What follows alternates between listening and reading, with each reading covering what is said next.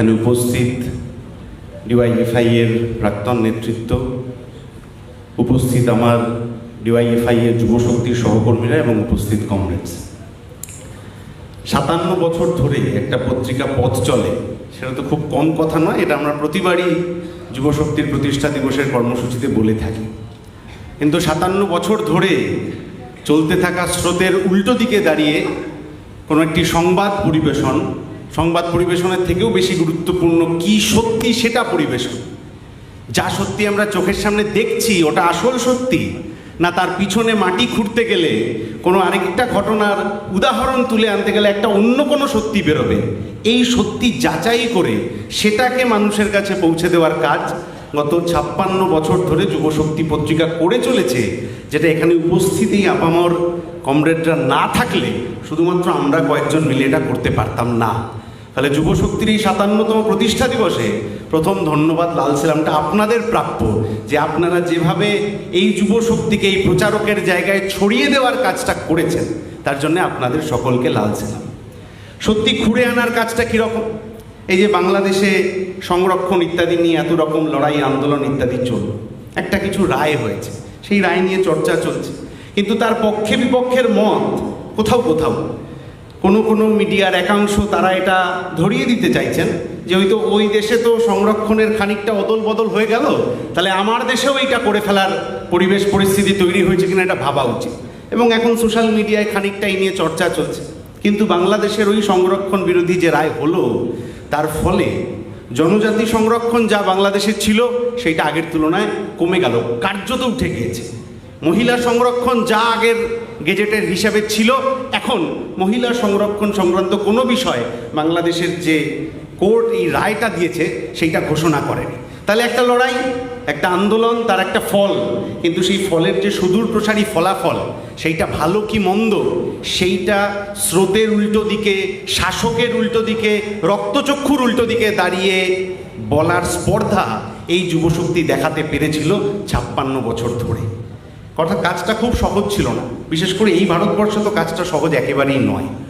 Reporters without borders বলে একটা সংগঠন আছে, তারা একটা রিপোর্ট বার করেছিল কয়েক মাস আগে, যে বিশ্বের 180টা দেশের মধ্যে সংবাদ মাধ্যমের স্বাধীনতায় ভারতবর্ষ 159 নম্বরে।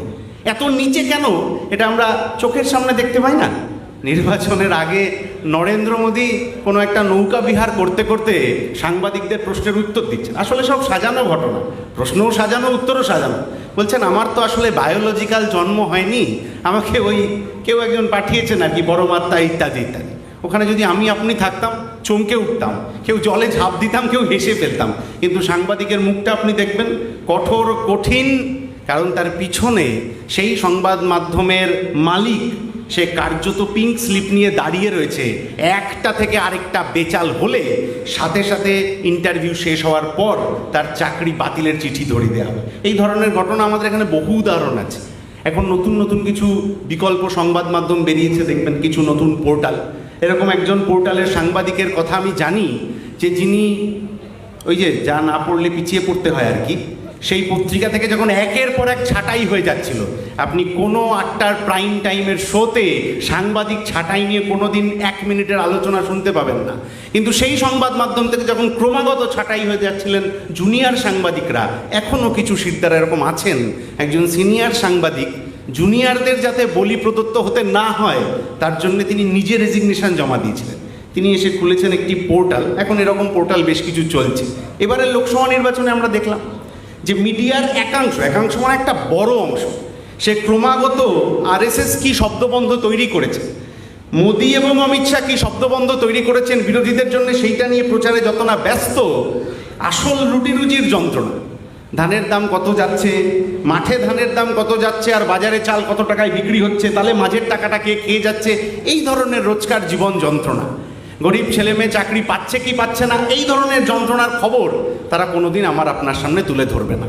এই যে সংরক্ষণ নিয়ে এই যা সমস্যার মধ্যে চলছে, এর মধ্যে পিএসসির অফিসে, পাবলিক সার্ভিস কমিশনের অফিসে লড়াই হয়েছে, আন্দোলন হয়েছে, যে ইডব্লিউএস, ইকোনমিক্যাল উইকার সেকশন যারা আছেন তাদের সংরক্ষণ না দিয়ে পিএসসি পরীক্ষার রেজাল্ট বার করে দিয়েছিল।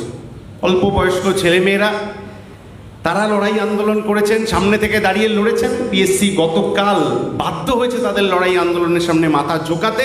ইডব্লিউএস এর যে সংরক্ষণ সেইটা তারা দিতে বাধ্য হয়েছে। ফলে যখন মন খারাপ থাকে, যখন হতাশা থাকে, তখন আসলে তো ব্যাক টু বেসিক্স হতে হয়। সেই ব্যাক টু বেসিক্সের কাজটা হচ্ছে রাস্তায় নেমে পড়তে হয়, রাস্তায় নেমে লড়াই করতে হয় রুটি রুজির জন্যে, কাজের জন্যে, দুবেলা দুমুঠো পেটে ভাতের জন্যে।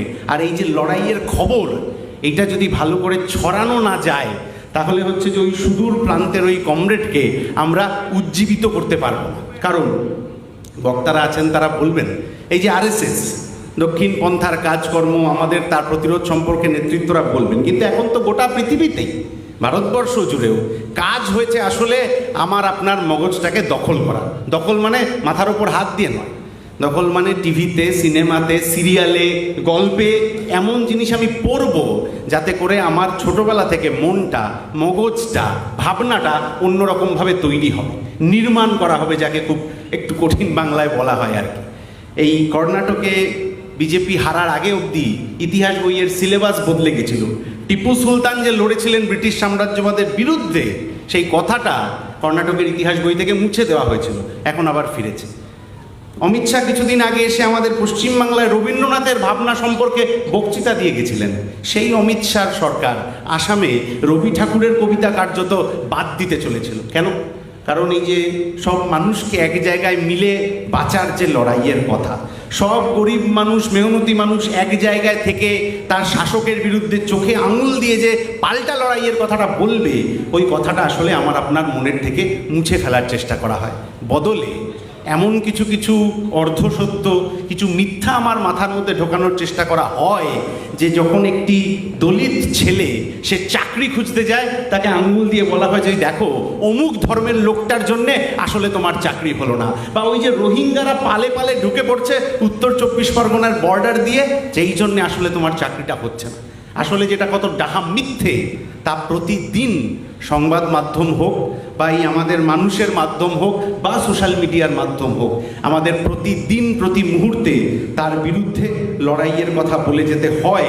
যে লড়াইয়ের কথা, যে পাল্টা লড়াইয়ের কথা, যে শেষমেশ এই বাম রাজনীতির লড়াই, এই মেহনতি গরিব মানুষের খেটে খাওয়ার লড়াই জিতবে, সেই কথাই আসলে প্রতিদিন প্রতি মুহূর্তে যুবশক্তি ছড়িয়ে দেওয়ার চেষ্টা করে। এবং এই চেষ্টা আমাদের আগামী দিনেও বজায় থাকবে। কিছুদিন আগে আমাদের এখন সবারই নানান কারণে একটু মন টন খারাপ, আর একটু এটা হলে হতো, আর একটু ওটা হলে হতো, ঠিকই একটা আশা তো থাকবেই। আমরা তো আশাবাদের চর্চাই করব। কখনো যেন সোশ্যাল মিডিয়ায় হোক বা এমনি মিডিয়ায় হোক নিরাশাবাদের চর্চা আমরা না করি, সেটা আমাদের জন্য খুব কাজের কথা হবে না। কিন্তু এই চর্চার মধ্যে আমার এক বন্ধু আমাকে একটি বই পড়তে দিয়েছিল। বইটার নাম I could not be Hindu. Bhanwar মেঘবংশী বলে একজন দলিত মানুষ, যিনি আসলে রাজস্থানে জন্ম এবং তারপর আরএসএস করতে ঢুকে পড়েছিলেন, তার একটা মোটা বই সে আমাকে দিয়েছিল পড়তে। বইটা চমৎকার, কেউ সুযোগ পেলে পড়বেন। শুরুতে আছে ওই কথাগুলো, এই ভারত কা, হিন্দুস্তান কা হর বাচ্চা, অমুক তমুক, এই যা যা ওদের স্লোগান টোগান ইত্যাদি দিয়ে কাজ হয়। অনেক অল্প বয়সে সেই ভদ্রলোক ঢুকে পড়েছিলেন আরএসএসের মধ্যে। তারপর বাবরি ধ্বংস, তারপর মাথার মধ্যে ওই সব ঢোকানো আর কি। তাকে বোঝানো হয়েছিল যে হনুমান আসলে সূর্যটাকে গিলে খেয়ে নিতে পারে, সূর্য কোনো বিরাট ওই সব আগুনের পিণ্ড নয়। কিন্তু চলতে চলতে চলতে চলছে গরিব মানুষের, খুবই গরিব ছিলেন ওই ভদ্রলোক, দলিত যা হয় আমাদের দেশে, সেই তার রোজকার রুটি রুজির যন্ত্রণার সাথে লড়াইতে আসলে আরএসএসের ওই বানানো কথাগুলো মিলতে পারছিল না। ফলে তারপর আস্তে আস্তে দূরত্ব তৈরি, তাকে শেষ করে দেওয়ার জন্য আরএসএসের চেষ্টা, শেষমেশ পাল্টা লড়াই, লড়াইয়ের জিত, এবং এখন বিভিন্ন সামাজিক সংগঠন, রাজনৈতিক সংগঠনের কাজ। সবচেয়ে গুরুত্বপূর্ণ হচ্ছে ওইটার শুরুটা হয়েছিল ওই হিন্দুস্তান কা বাচ্চা বাচ্চা অমুক আর কি, ওই স্লোগানটা দিয়ে। কিন্তু বইটা শেষ হচ্ছে তার গোটা জীবনের উপলব্ধিতে দুটো শব্দ দিয়ে, ইনকিলাব জিন্দাবাদ। ফলে আমাদের জীবনে যত যন্ত্রণাই আসবে, যত কষ্টই আসবে, ওই মাটিতে পা রেখে ওই মাটির কাছাকাছি থাকা মানুষগুলোর লড়াইতে যদি আমরা সামনে থাকতে পারি, এবং যুবশক্তির মতো একটা পত্রিকা যে সাদা পাতার কালো অক্ষরে লড়াইয়ের হাতিয়ার হিসেবে, লড়াইয়ের সাহস হিসেবে, স্পর্ধা হিসেবে আগামী প্রজন্মের কাছে আমরা দিয়ে যেতে পারি, তাহলে বিপ্লবকে দীর্ঘজীবী হওয়া থেকে কোনো আরএসএস আমাদের আটকাতে পারবে না। যুবশক্তির প্রতিষ্ঠা দিবসে এই প্রত্যয় নিয়ে আমি আমার কথা শেষ করছি। বিপ্লব দীর্ঘজীবী হোক।